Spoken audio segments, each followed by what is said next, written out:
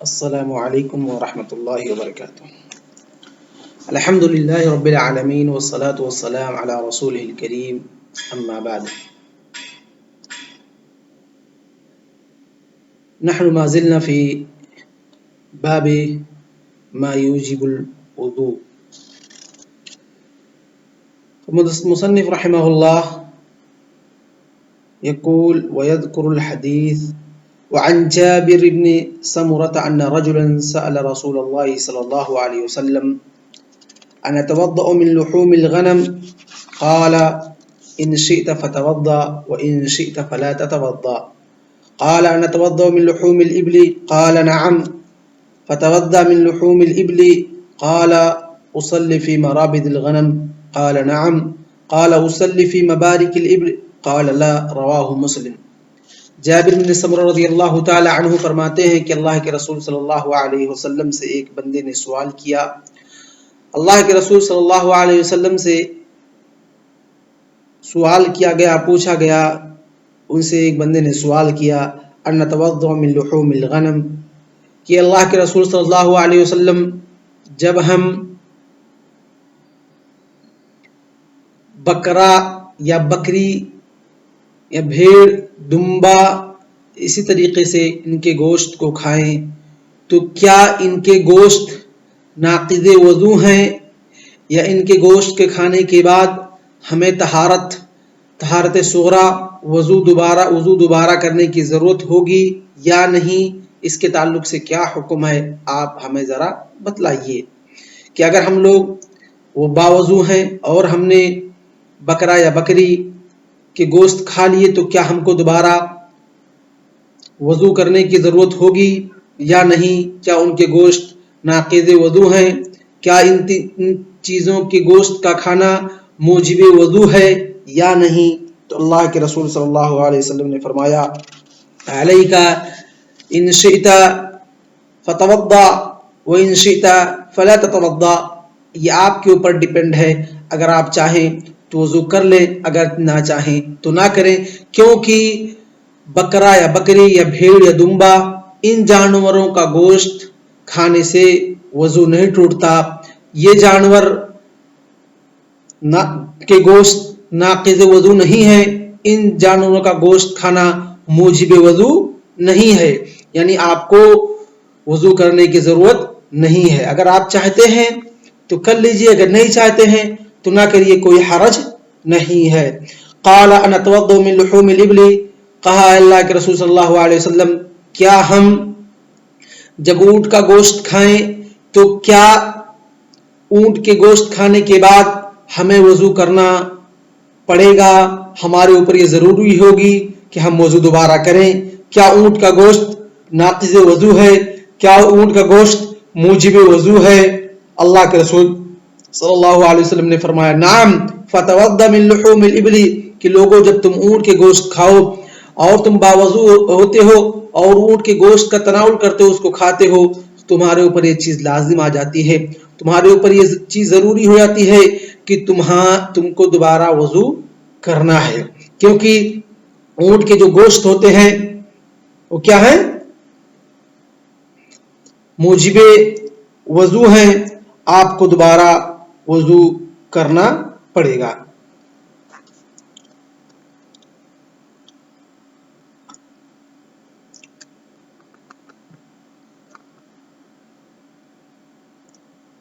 اور اسی پر تقریباً جمہور علماء کا کہ نص سامنے موجود ہے، تو یہی اکثر علماء کا مذہب ہے، صحابہ کرام اور تمام علماء کا، کہ اگر کوئی بندہ گوشت اونٹ کا تناول کرتا ہے تو وہ اونٹ کی گوشت ناقض وضو ہے، اس کو دوبارہ وضو کرنا پڑے گا۔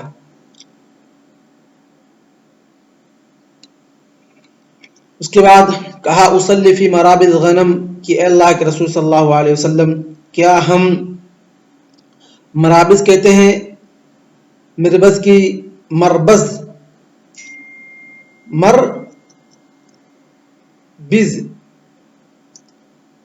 کی جمع ہے جس کے معنی ہوتے ہیں موضع ربوز الغنم، ऐसी जगह जहाँ पर बकरियाँ जानवर बैठते हैं, रात गुजारते हैं, क्या हम उन जगहों पर नमाज पढ़ सकते हैं कि नहीं? क्योंकि जहाँ वो लोग रहते हैं, पेशाब करते हैं, रेवड़ निकालते हैं, तो क्या वो जगह हमारे लिए नमाज पढ़ने की जगह हो सकती है? क्या हम उस जगह पर नमाज पढ़ सकते हैं कि नहीं पढ़ सकते हैं? तो अल्लाह के रसूल सल्लल्लाहु अलैहि वसल्लम ने फरमाया, नाम, आप लोग वहाँ पर नमाज पढ़ सकते हैं। नमाज आप लोगों के पढ़ने की इजाज़त आप लोगों को दी जाती है, क्योंकि उनके जो अबवाल और आबार होते हैं वो नापाक नहीं होते हैं, और इसी से उलमा ने जानवरों के अबवाल और आबार की पाकी की दलील ली है।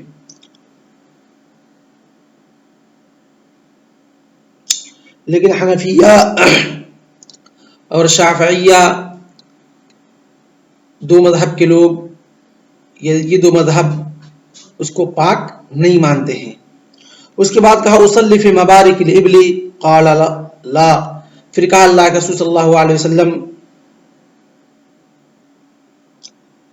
मुबारिक ये मबरिक की जमा है जिसके माने होते हैं मौज़ुअ बुरूकिल इबली, ऐसी जगह जहां पर ऊंट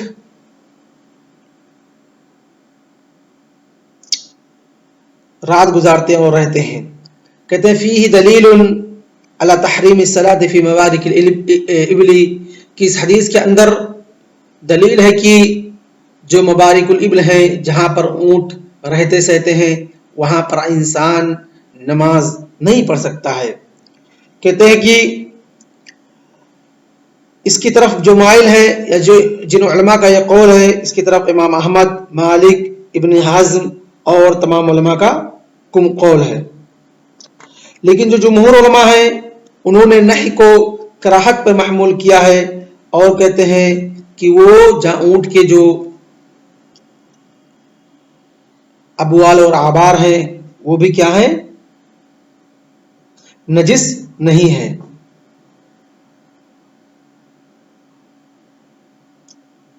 लेकिन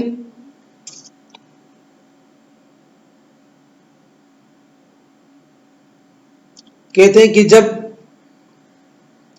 वहां पर उनके अबवाल और आबार उस वक्त नहीं पढ़े होंगे तब पढ़ सकते हैं, तब कराहत पर महमूल है, अगर जब पढ़े होंगे तब नहीं। लेकिन जो राजे मसला है वो है पहला मसला जिसकी तरफ इमाम अहमद रहमहुल्लाह, मालिक, इब्न हज़्म गए हैं, और वही हक है कि जैसा कि अल्लाह के रसूल सल्लल्लाहु अलैहि वसल्लम ने इस हदीस के अंदर सराहतन वजाहत कर दी है। जब उनसे पूछा गया उसल्ली फी मबारिकिल इबली, तो जो शरीयत साज हैं जिनके जरिए अल्लाह रब्बुल आलमीन ने ये शरीयत बनाई है या भिजवाई है, वो खुद ही सराहतन कह रहे हैं कि नहीं, आप वहां पर नहीं पढ़ सकते। तो राजिम कौल यही है कि जो मबारिकुल इबल है, जो ऊँटों के रहने सहने की जगह है, वहां पर नमाज पढ़ना जायज नहीं है। वमा हिया इल्लतुन नहिया अन नजासा, कि जो मना किया गया उसकी इल्लत है कि वो मकाम नजिस है।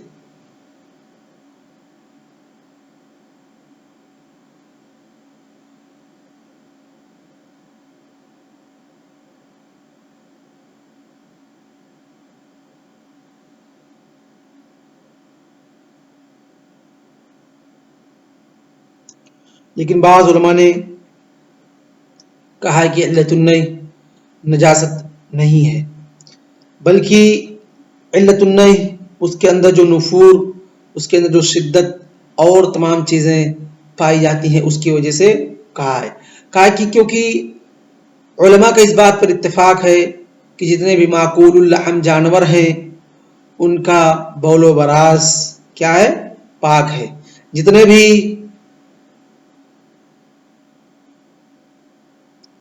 माकूलुल लहम जानवर उनका बौलो बरास क्या है, پاک ہے. یہاں تک کہ ایک حدیث کے اندر اللہ کے رسول صلی اللہ علیہ وسلم نے کچھ قوموں کو اونٹوں کے پیشاب کو پینے کا بھی حکم دیا جو کہ لوگ دودھ کے ساتھ ملا کر کے یا ویسے ہی پیتے ہیں. تو اگر وہ ناپاک ہوتی تو اللہ کے رسول صلی اللہ علیہ وسلم کبھی بھی لوگوں کو پیشاب اور ناپاک چیز پینے کا اور دوا کے طور پر استعمال کرنے کا حکم کبھی نہیں دیتے. تو جتنے بھی یہ مسئلہ متفق ہے کہ معقول اللحم جو جانور ہیں ان کے بول و براز پاک ہے. تو گویا کہ جو اللہ کے رسول صلی اللہ علیہ وسلم نے اس کے اندر منع کیا اصلی فی مبارک الابل قال لا، تو یہاں پر علت النہی کیا ہے؟ وہ نجاست. جنہوں نے کہا ہے وہ صحیح نہیں ہے، بلکہ وہاں پر علت النہی جو امام شافعی رحمہ اللہ نے کہا ہے کہ اس کے اندر جو نفورت اور جو شدت پائی جاتی ہے اس کی وجہ سے وہاں پر نماز پڑھنے سے منع کیا ہے. اور کہتے ہیں کہ وہ جانور بھاری بھرکم اور حدید اور شدید ہوتا ہے، اس وجہ سے آدمی جب بھی نماز پڑھنا شروع کرے گا تو کیا ہے، جانور آئے گا، اونٹ آئے گا اس کی جگہ پہ، اپنی جگہ پہ، تو اس کو اپنی نماز کو منقطع کرنے پڑے گی. اس لیے آدمی کو افضل ہے کہ اس جگہ پہ وہ تمام جگہ نہ اختیار کرے. جبکہ چھوٹے جانور اونٹ بکرا بکری بھیڑ دمبے یہ سب چھوٹے جانور ہوتے ہیں، اگر ان کے برابر میں بھی انسان نماز پڑھ رہا ہے تو وہ انسان کو تکلیف یا انسان کو اس بات پر مجبور کبھی نہیں ہونا پڑے گا کہ اپنی نماز کو انقطاع کرے.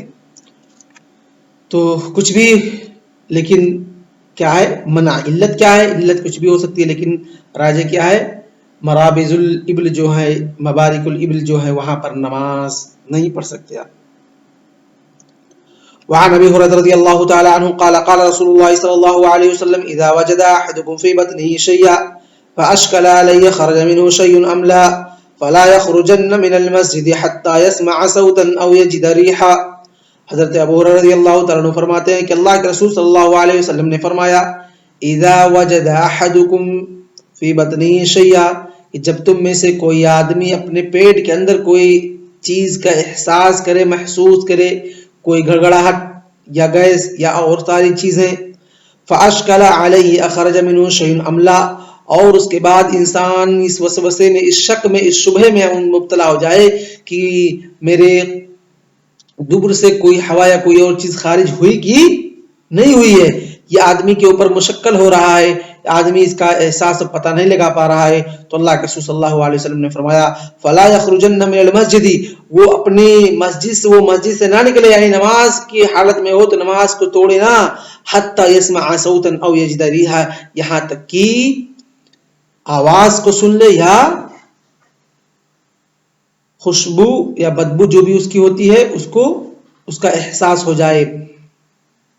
یعنی یہ حدیث ایک عظیم قاعدے کی طرف ہماری گائیڈنگ اور رہنمائی کرتی ہے کہ ان الیقین لا یزال بالشک، کہ جو یقین ہے وہ شک سے دور نہیں ہوگا. یعنی آدمی جس چیز پر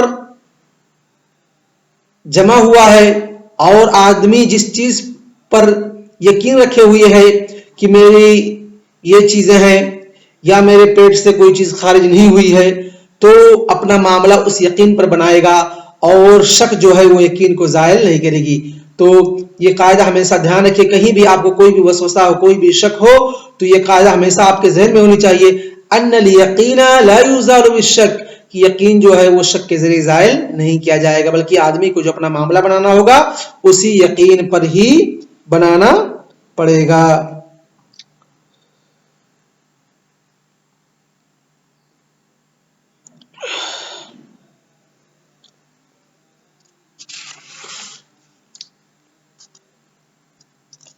تو گویا کہ اللہ کے رسول صلی اللہ علیہ وسلم نے اس حدیث کے اندر اگر انسان کے بطن کے اندر کوئی چیز پاتا ہے، محسوس کرتا ہے، اس کے بعد اس کو نہیں پتہ چلتا ہے کہ اس کے دبر سے ہوا خارج ہوئی کہ نہیں ہوئی، تو وہ باوضو رہے گا، اپنے یقین پر قائم رہے گا. لیکن اگر ہوا خارج ہوتی ہے تو یہ ہوا کیا ہے؟ اس کے لیے ناقض وضو ہے اور اس کو دوبارہ وضو کرنا پڑے گا. تو آج کا درس ہم اسی پر اکتفا کرتے ہیں. صلی اللہ علیہ نبینا محمد وعلی آلہ وصحبہ اجمعین. السلام علیکم ورحمۃ اللہ وبرکاتہ.